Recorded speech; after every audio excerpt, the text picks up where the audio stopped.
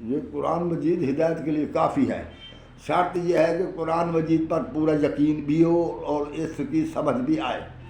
تو اس کے علاوہ رسول کریم صلی اللہ علیہ وسلم نے بھی اپنی ایسی احادیث مبارکہ میں مسلمانوں کو آگاہ فرما دیا ہے دین کے متعلق مکمل طور پر، جو یعنی وہ دین کے متعلق ایسی احادیث مبارکہ ہیں جو مسلمہ بین الفریقین بھی ہیں، بین المسلمین مسلمہ ہیں۔ دوسری بات یہ ہے کہ قرآن مجید سے ان کی مطابقت ہوتی ہے۔ تو پھر اس کے علاوہ اس کے باوجود بھی جو شخص دین کی پہچان نہ رکھے تو پھر اس کی مرضی ہے، اللہ اور رسول کی طرف سے حجت پوری ہو گئی ہے، تمام ہو گئی ہے، تو ہدایت موجود ہے۔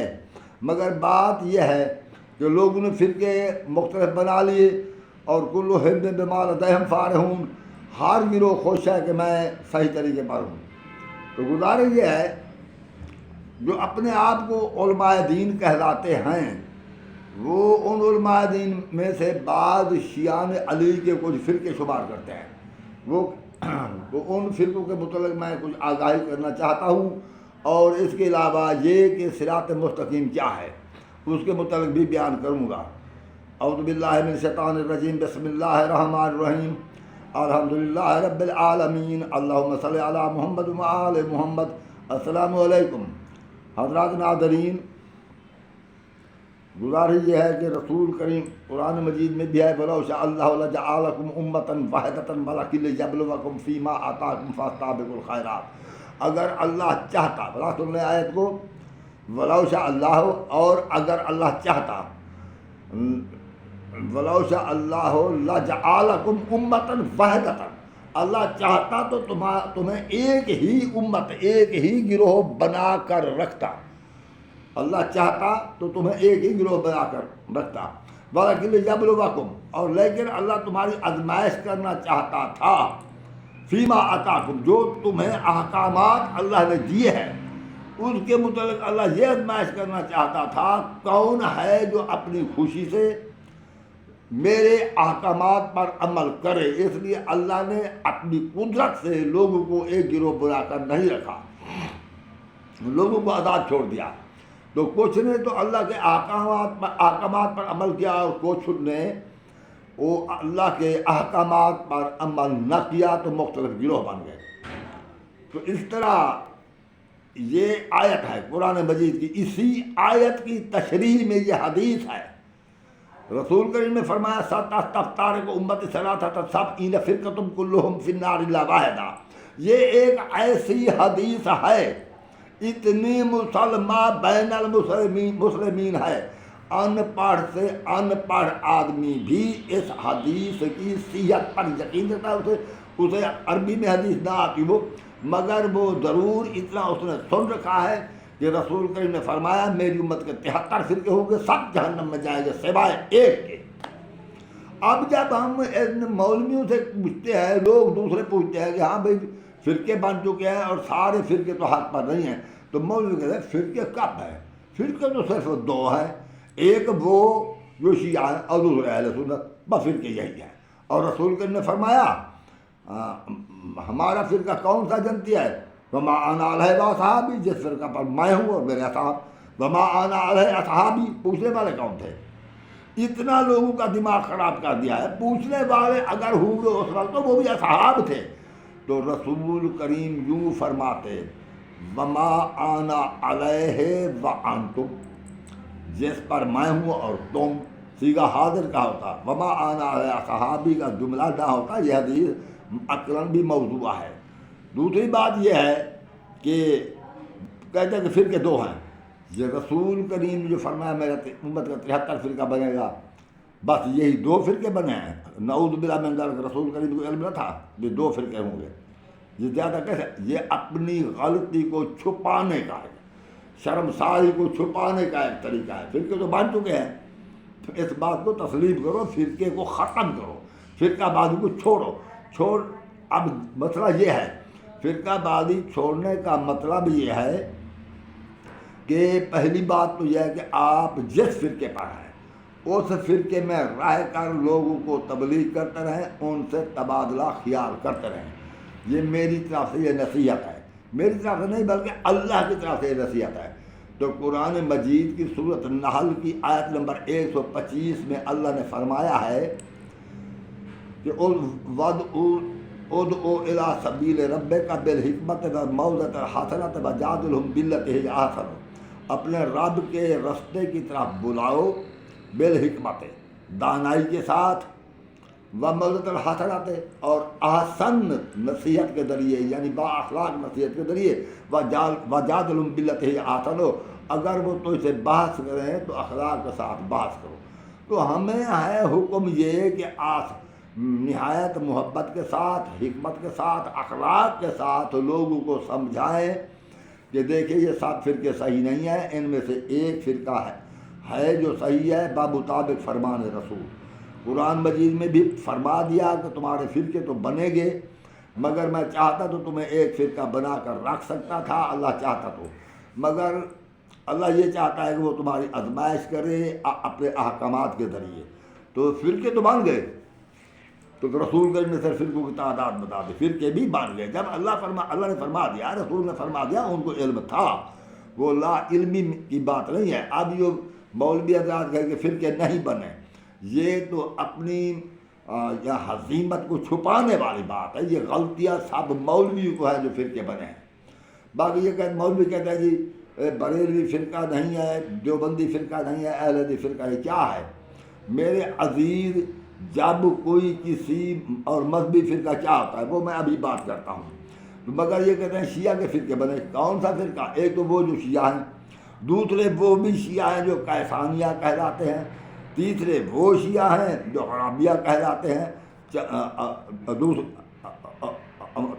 چوتھے وہ شیعہ ہیں جو کرامتہ کہلاتے ہیں، پانچویں وہ شیعہ ہیں جو مہدویہ کہلاتے ہیں۔ خیال کریں یہ فرقے نہیں ہیں۔ اگر ایسی بات ہو تو ہم بھی کہہ سکتے ہیں ایک فرقہ تو وہ ہے جو صدیقی کہلاتے ہیں اہل سنت کا، دوسرا وہ ہے جو عمری کہلاتے ہیں یا فاروقی کہلاتے ہیں، تیسرا وہ ہے جو عثمانی کہلاتے ہیں، پانچواں وہ ہے جو علوی کہلاتے ہیں، چھٹا وہ ہے جو یزیدی کہلاتے ہیں۔ یہ بھلا یہ فرقے ہیں؟ یہ فرقے نہیں ہیں میرے عزیز۔ یہ جو فرقے آپ نے شمار کیے ہیں کہ کیسانیہ اور پھر یعنی کہ جو ہے غرابیہ یا کرامتہ یا مہدویہ، یہ فرقے نہیں ہیں، یہ تنظیمیں ہیں، جہادی تنظیمیں ہیں۔ کیسانیہ حضرت محمد حنفیہ کا ایک غلام تھا، وہ مختار سقفی اور حضرت محمد حنفیہ کے درمیان یہ ایک گفتگو کا ذریعہ تھا، یعنی پیغام پہنچا دیتا، کوئی خط پہنچا دیتا حضرت امیر مختار سقفی تک، یا اس کا کوئی پیغام پہنچتا تو وہ امام حضرت محمد حنفیہ تک پہنچا دیتا۔ اس کا مسئلہ یہ ہے کہ جب حضرت امیر مختار سقفی جہاد کے لیے اٹھے تو اس نے فتویٰ طلب کرنا چاہا کہ میں امام حسین علیہ السلام کی شہادت کا انتقام لینا چاہتا ہوں ان کے قاتلوں سے، تو کیا میں جائز ہوں، میں حق پر ہوں؟ تو آپ مجھے لکھ کر دیں۔ تو حضرت امام زین العابدین نے لکھ کر نہ دیا۔ جب اس نے نہ لکھ کر دیا، اس کا مطلب یہ نہیں کہ جہاد جائز نہ تھا، جائز تھا، مگر بات یہ ہے امام زین العابدین نے کچھ مصلحت کی بنا پر نہیں لکھ دیا، کیونکہ امام کے پیش نظر یہ بات تھی کہ یہ مختار کی حکومت تو 2 سال رہے گی، 1.5 سال، 3 سال، 4 سال، اس کے بعد سادات حسنی حسینی پر ظلم و ستم کے پہاڑ ٹوٹ جائیں گے، اس لیے امام نے لکھ کر نہیں دیا۔ اور مگر محمد حنفیہ ذرا جوشیلے انسان تھے، وہ حضرت علی علیہ السلام کا بیٹا تھا، اس نے وہ خط لے کر مختار سقفی کا اس نے لکھ دیا۔ تو یہ فرقہ حنفیہ مشہور نہیں ہوا کیونکہ یہ مجبور تھے بیچارے کہ ابو حنیفہ بھی امام کہلایا، ان کی جو گروہ تھی وہ بھی حنفی مشہور ہوئے، تو اس لیے محمد حنفیہ کی بجائے فرقہ محمدیہ بھی اسے نہ کہنا چاہتے تھے، اس لیے اسے کیسانیہ مشہور کر دیا۔ کیسانیہ نہ اس جہادی تنظیم کا سربراہ تھا، اور دوسرا فرقہ یہ غرابیہ کو کہتے ہیں یا نصیریہ، وہ ایسے لوگ جو حضرت علی کو گویا خدا تسلیم کرتے، یعنی کہ ہاں اللہ رب تسلیم کرتے تھے، وہ بھی ایک فرقہ ہے۔ اور انہوں نے وہ فرقہ شمار کیا۔ تیسرا وہ فرقہ شمار کیا جو کرامتا ہے۔ کرامتا ابو طاہر کرامتی نہ امام تھا، نہ کوئی شیعہ اس کو سمجھتا ہے امام، نہ کسی نے اس وقت سمجھا۔ وہ بھی ایک جہادی گروہ تھا۔ ان کا جہاد غلط تھا یا صحیح تھا؟ غلط بھی تھا، صحیح بھی تھا۔ یعنی جو وہ انسان تھا، کوئی معصوم انسان نہ تھا۔ کبھی تو وہ ان لوگوں سے لڑتا جن کے ساتھ لڑنا حق تھا، کبھی وہ ایسے لوگوں سے لڑتا جن کے ساتھ لڑنا کفر تھا۔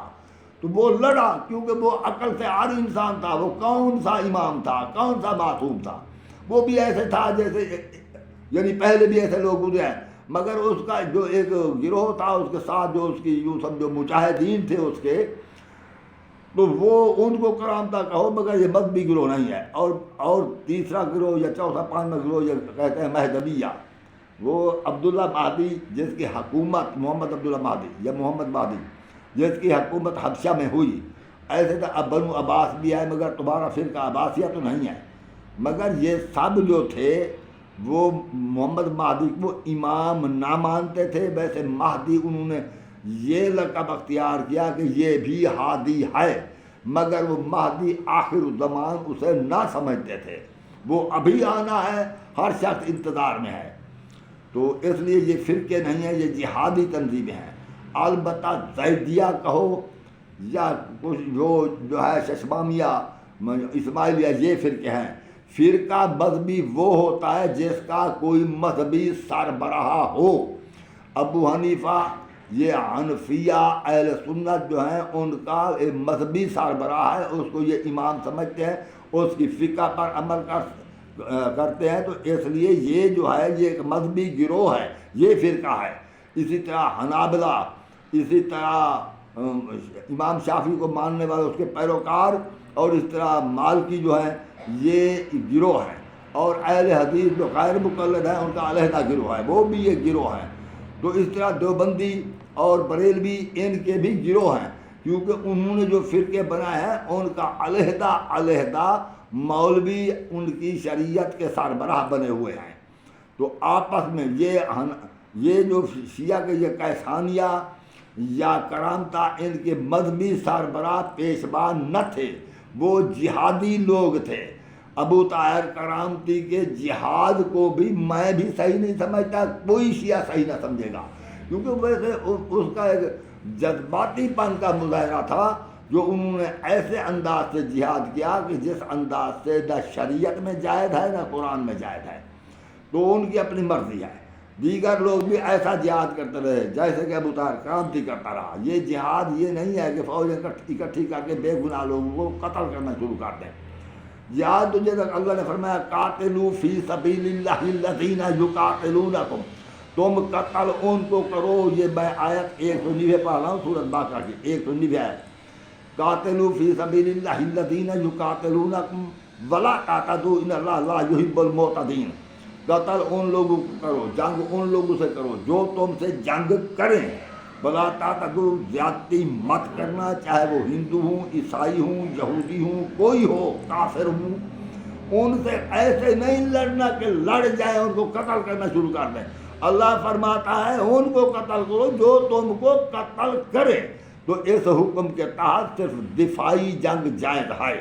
انتقامی جنگ کا جہاں تک سوال ہے وہ بھی اسی طرح ہے کہ جب کسی کو کچھ لوگ قتل کریں، جنگ کریں، اس وقت وہ کمزور ہوں، جب ان کو اللہ طاقت دے تو انہی ظالموں سے لڑیں جنہوں نے قتل کیا ہو۔ یہ نہیں ہے کہ ہم ایسے ایک جہادی گروہ بنا لیں جو جہاں بیٹھا ہو قتل کرنا شروع کر دیں، جو ہمارے مذہب پر راضی کیوں نہیں۔ تو اس طرح سے فرقے بن چکے ہیں بہت سے۔ تم شیعہ کے بناؤ مگر اہل سنت کے بھی بن چکے ہیں۔ یہ خواہ مخواہ دن کو رات کہنے والی بات ہے کہ فرقے نہیں ہیں، فرقے بن چکے ہیں۔ اب سوال فرقے بنے ہیں، بن کیوں گئے ہیں؟ وہ اس لیے بنے ہیں کہ اگر تمام مسلمان قرآن مجید پر مجتمع ہو جاتے، اب ہو جائیں تو فرقے مٹ جائیں گے۔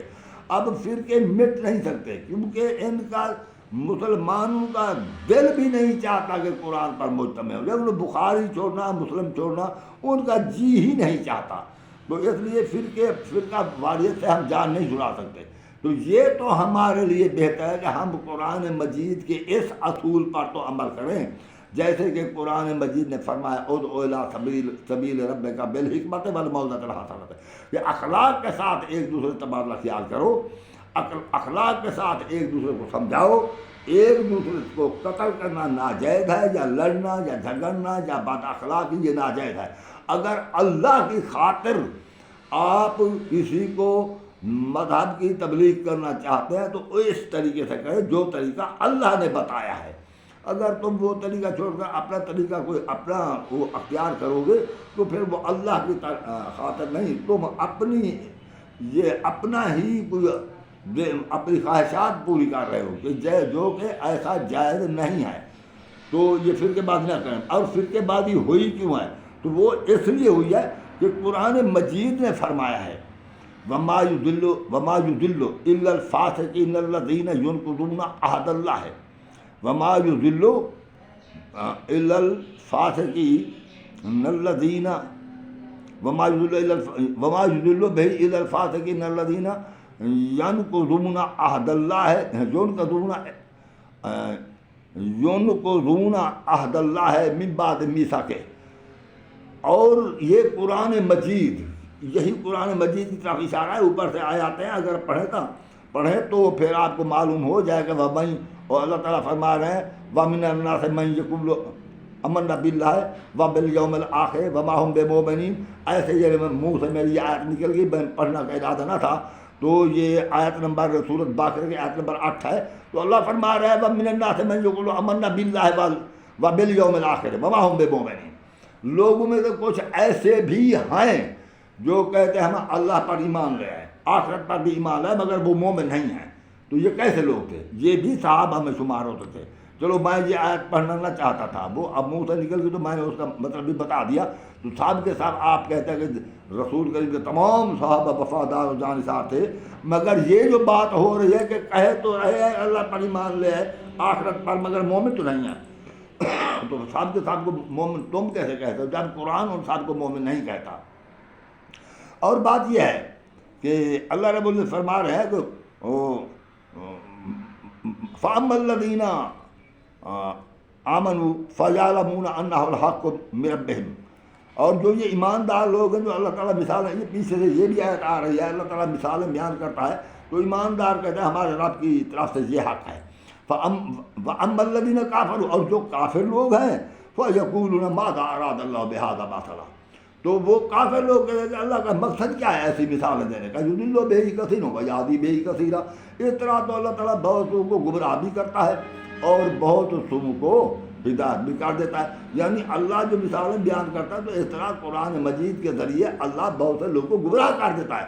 وہ ان کا اپنا نظریہ تھا کہ مثال کے ذریعے کس طرح وہ گمراہ ہوتے ہیں، مگر کافروں نے یہی کہا کہ اللہ تعالیٰ کچھ کو تو ہدایت کر دیتا ہے اور کچھ کو گمراہ کر دیتا ہے۔ یہ تو تھا کافروں کا جواب۔ اب اللہ تعالیٰ اس کے بدل میں فرما رہے ہیں وما یضل بہ، اللہ رب العزت اس کے ذریعے، یعنی اس قرآن کے ذریعے کسی کو گمراہ نہیں کرتا۔ وما یضل، اللہ نہیں گمراہ کرتا، الا الفاسقین الذین ینقضون عہد اللہ۔ اور جو مترجم ہمارے ترجمہ کرنے والے ہیں نا، وہ اسی طرح ترجمہ کرتے ہیں کہ وما یضل بہ، اللہ تعالیٰ نہیں گمراہ کرتا، وہ گمراہ نہیں کرتا سوائے ان فاسق لوگوں کے جو اللہ کے ساتھ پکا وعدہ کر کے وعدہ توڑ دیتے ہیں۔ اب یہ بات جو کہہ رہے ہیں کہ اللہ گمراہ نہیں کرتا، اب یہ کہ بے ہی کی جو ضمیر ہے، اس بے ہی کی ضمیر کو ترجمے میں چھوڑ دیتے ہیں وما یضل بہ۔ حالانکہ ترجمہ یوں کرنا چاہیے تھا کہ اللہ کہ وہ گمراہ نہیں کرتا، بہی ساتھ اس کے یا ساتھ اس کے۔ بہی لفظ جو حرف جار ہے یہ ساتھ کے معنی دے رہا ہے، ہی کا مطلب ہے اس کے، یعنی قرآن مجید کے ذریعے سے اللہ گمراہ نہیں کرتا کسی کو، ان ہی کو گمراہ کرتا ہے۔ الا الذین فاسقین الذین ینقضون عہد اللہ من بعد میثاقہ، صرف ان ہی فاسق لوگوں کو اللہ گمراہ کرتا ہے جو اللہ کے ساتھ پکا وعدہ کر کے توڑ دیتے ہیں۔ تو ہمیں یہ بھی سوچنا چاہیے، ایسے قرآن مجید کے حاشیے پر مترجمین کو چاہیے کہ معمولی سی تو کوئی اشارہ کر دیتے کہ ہم نے کون سا وعدہ ہے جو اللہ سے کر رکھا ہے کہ وعدہ نہ توڑیں. آخر اللہ فرما تو رہے ہیں نا.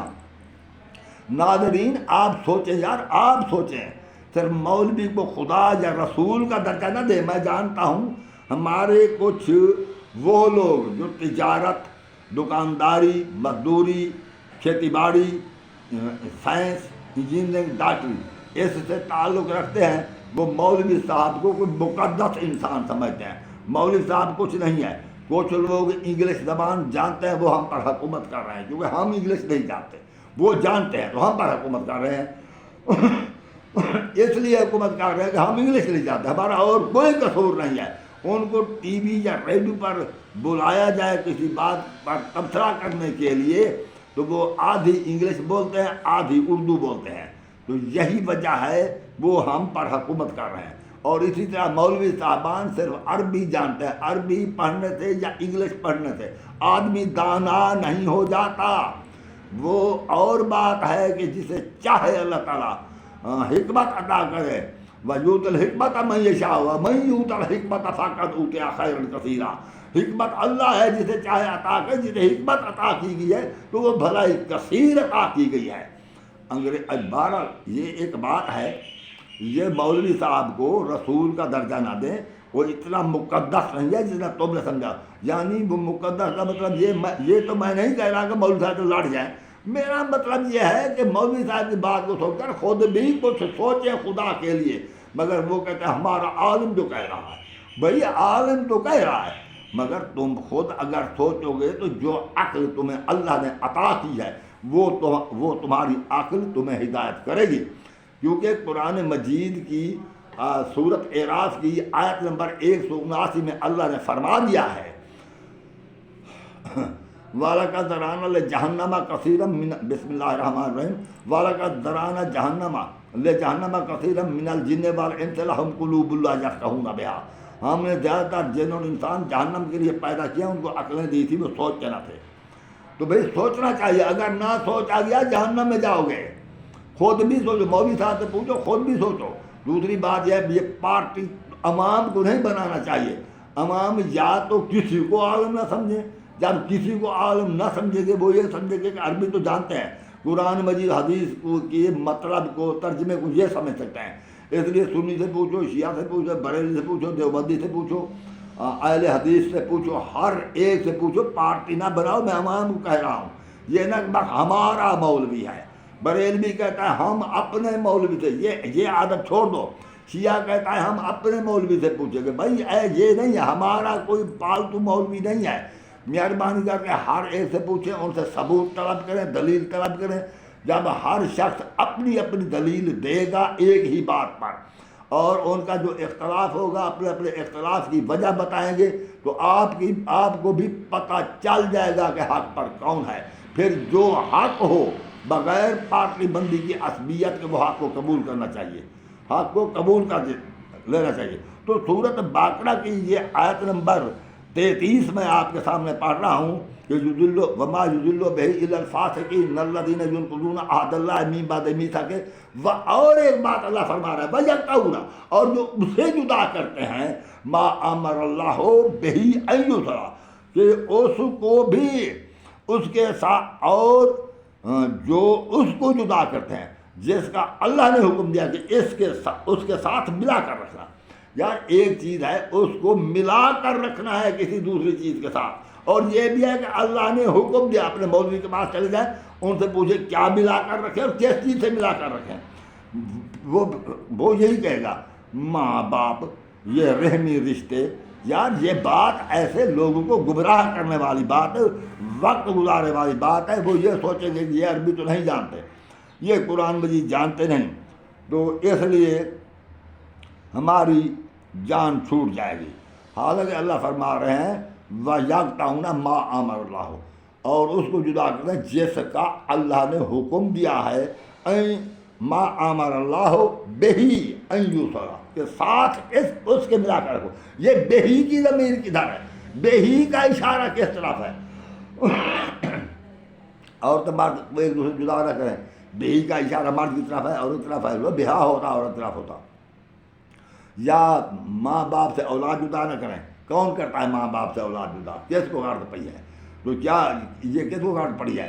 کیا یہ بےہی کا اشارہ ان کی طرف ہے؟ بھائی بےہی ایک شے واحد ہے، بےہی واحد شے ہے، تو اس واحد شے کے ساتھ ایسی چیز کو ملا کر رکھنا ہے جس چیز کا اللہ نے حکم دیا ہے کہ اس کو ملا کر رکھو، اور اس چیز سے جس چیز کے ساتھ ملا کر رکھنے کا اللہ نے حکم دیا ہے جو اس کو جدا کرتے ہیں، تو اللہ فرما رہا ہے جو اس کو جدا کرتے ہیں وَيُفْسِدُونَ فِي الْأَرْضِ، جب اس کو جدا کرتے ہیں جس کو ملا کر رکھنے کا حکم دیا تھا اللہ نے، جب اس کو ملا کر نہیں رکھتے قطع کرتے ہیں، جس کو اللہ نے ملا کر، جس چیز سے اللہ نے ملا کر اسے حکم دیا تھا کہ اس چیز کو اس چیز سے ملا کر رکھنا، اور پھر وہ جدا کرتے ہیں، تو پھر اللہ کیا فرماتے ہیں؟ اللہ فرماتے ہیں پھر ان کا کام یہ ہوتا ہے وَيُفْسِدُونَ فِي الْأَرْضِ، کہ زمین میں فساد برپا کرتے ہیں. میری تقریر یہ نہیں سن رہے؟ کیا مصیبت ہے؟ میں بھی تو آخر انٹرنیٹ پر بیان کر رہا ہوں، پتہ نہیں لوگ کیوں نہیں سنتے، کیوں نہیں دیکھتے. بھائی سنو اور ایک دوسرے کو شیئر کرو، سبسکرائب کرو، تاکہ یہ نیکی کا پیغام ہر ایک تک پہنچے. میں صرف تمہاری عقلیں بیدار کرتا ہوں، میں نہ کوئی شیعہ کی عصبیت میرے دل میں ہے نہ سنی کی، میں تو صرف عقلیں بیدار کرتا ہوں. خود سوچو، شیعہ کو کہتا ہوں سوچو، سنی کو کہتا ہوں سوچو، اگر نہیں سوچو گے ضرور گمراہ ہو جاؤ گے. تو اللہ تعالیٰ نے ہمیں دو چیزیں دی ہیں، عقل اور قرآن. باقی دیا رہا مسئلہ حدیث کا، تو حدیث کے لیے تو ایک دلیل چاہیے. یاد رکھیں دلیل وہ چیز ہوتی ہے جو کسی چیز کے مثبت یا منفی کو ثابت کرے، یعنی وجود یا وجود و عدم وجود کو ثابت کرے، وہ دلیل ہے. اور دلیل یاد رکھیں محتاج دلیل نہیں ہوتی. یہ حدیث دلیل قطعی نہیں ہے، حدیث تو خود محتاج دلیل ہے. چاہے آپ علم الرجال کی طرف دوڑیں یا قرآن کی طرف آئیں، اس کی تصدیق کے بغیر حدیث پر یقین نہیں کیا جا سکتا، کیونکہ موضوع حدیثیں بہت ہیں. تو حدیث قطعی سند نہیں ہے. حدیث سے تو آپ یزید کو بھی جنتی بنا سکتے ہیں، اور حدیث کی روح سے تو آپ حضرت ابو طالب نعوذ باللہ من ذالک غیر مسلم بنا سکتے ہیں. یہ تمہاری حدیثیں ہیں، تمہاری حدیثیں یہی ہیں. حدیث سے سب کچھ ہو سکتا ہے، مگر نہیں حدیث نہیں، قرآن سے آؤ، قرآن کی طرف آؤ. تو اس لیے جب حدیث کی طرف گئے اس وقت فقہ میں اختلاف ہو گیا، اصول میں اختلاف ہو گیا، فروعات میں اختلاف ہو گیا. تو پھر اختلاف ہو گیا، ہر ایک پارٹی کا ایک مولوی صاحب اٹھ کھڑا ہوا، وہ الگ ہے، دوسرا مولوی الگ ہے. پھر کہتے ہیں ہمارے درمیان تفرقہ نہیں ہے. یہ کیا ہے؟ یہ فروعی باتیں ہیں. تو تفرقہ بھی فروعات میں ہوتا ہے، اور کس چیز میں ہو، اور اختلافات اور بھی بہت سی باتوں میں ہے. تو بہرحال جب یفسدون فی الارض، تو پھر وہ زمین میں فساد برپا کرے، جو اس کو جدا کرتے ہیں جس کا اللہ نے حکم دیا ہے کہ اس کے ساتھ. آیت کا ترجمہ آیت نمبر 33 سورۃ بقرہ پڑھو.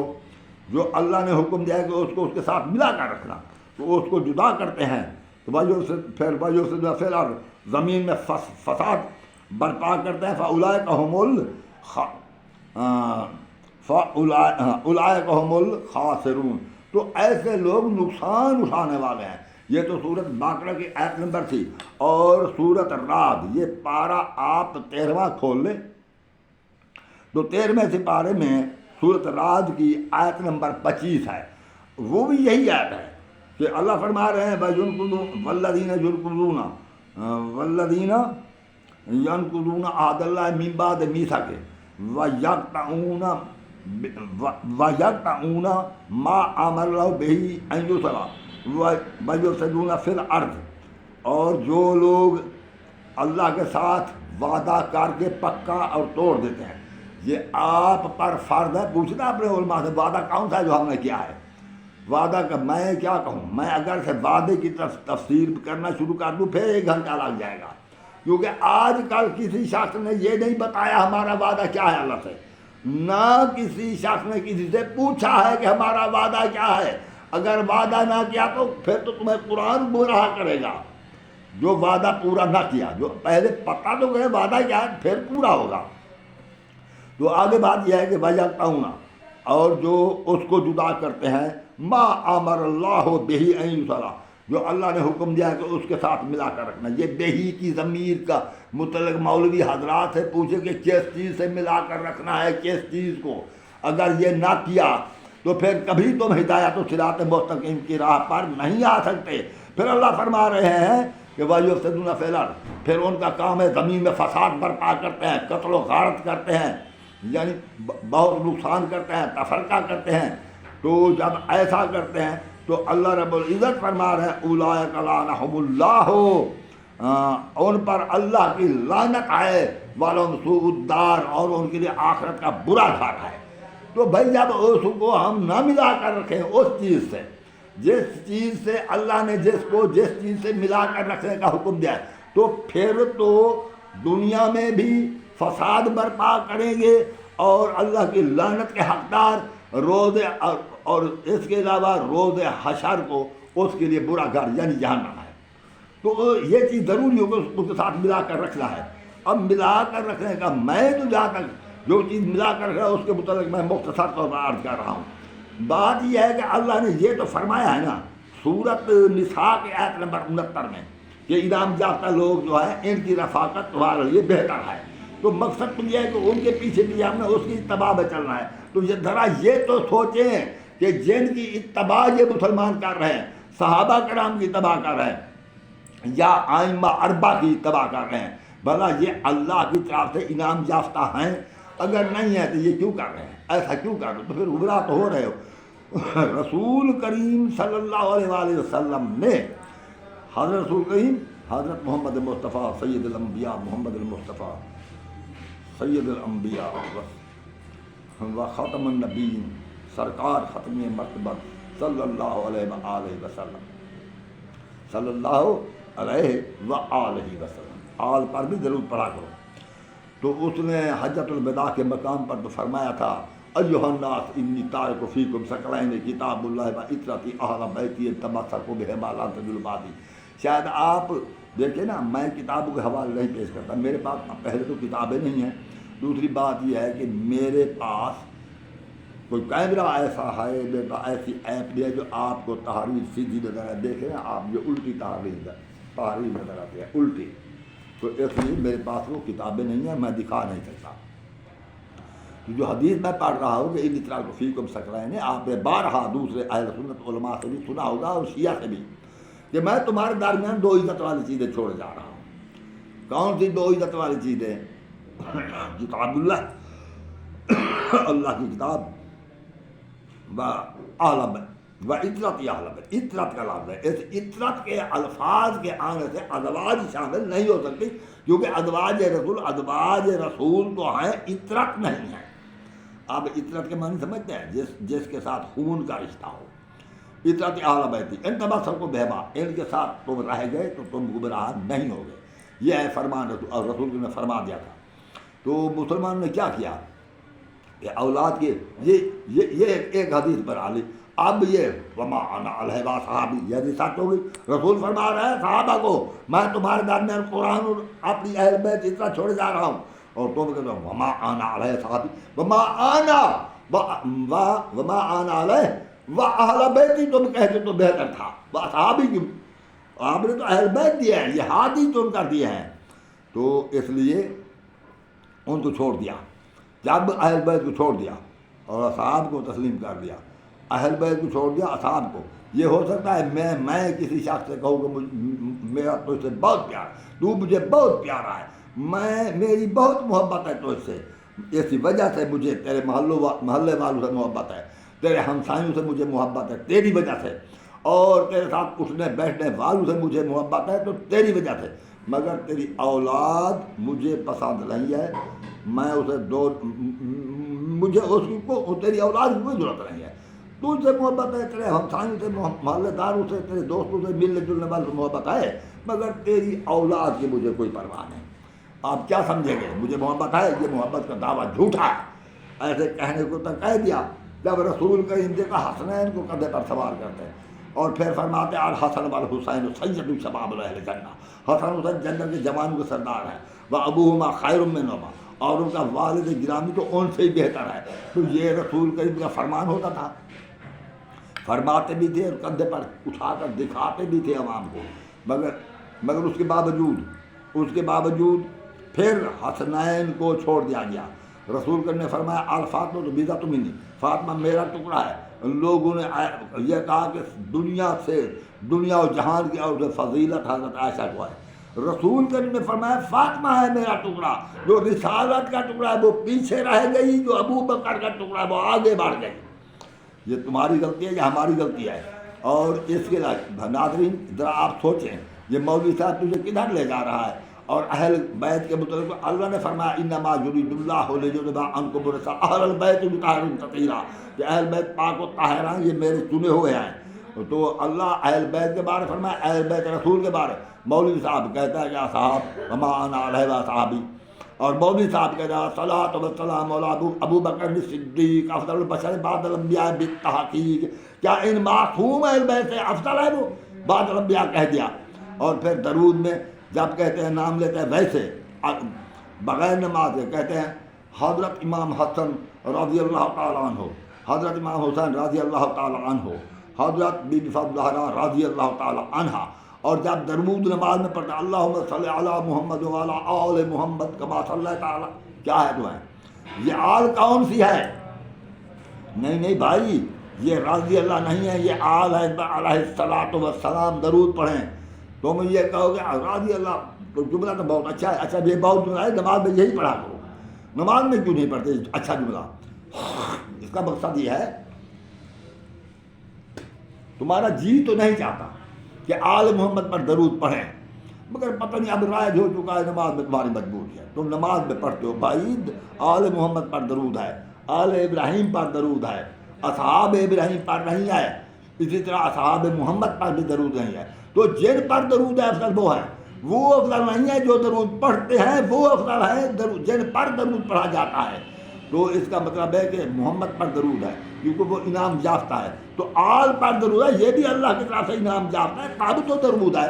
ورنہ تو ہم اپنے ہمسایوں پر درود پڑھتے، اپنے دوستوں پر درود پڑھتے. مولوی صاحب تم بھی اپنی بیوی پر درود پڑھتے.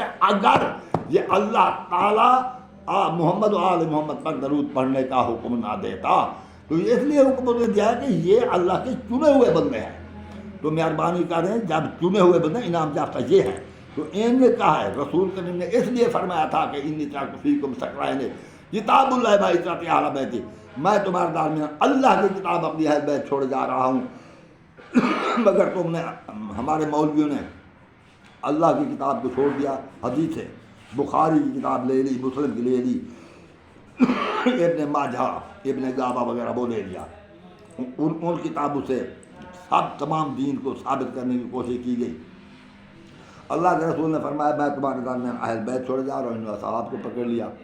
پھر یوں تو کہو کہ جس سے تیرا یا رسول اللہ، جس سے تیرا واسطہ اور ہے میرا واسطہ اور ہے، تیرا راستہ کوئی اور ہے میرا راستہ کوئی اور